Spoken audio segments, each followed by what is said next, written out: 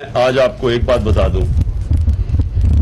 कि अगर कोई भी या पाकिस्तान से जाके हिंदुस्तान में वो समझता कि कश्मीर में वो लड़ेगा या वो जहाद करेगा, वो सबसे पहले जुल्म करेगा कश्मीरियों से, क्योंकि वहां 9 लाख उन्होंने फौज रखी हुई है।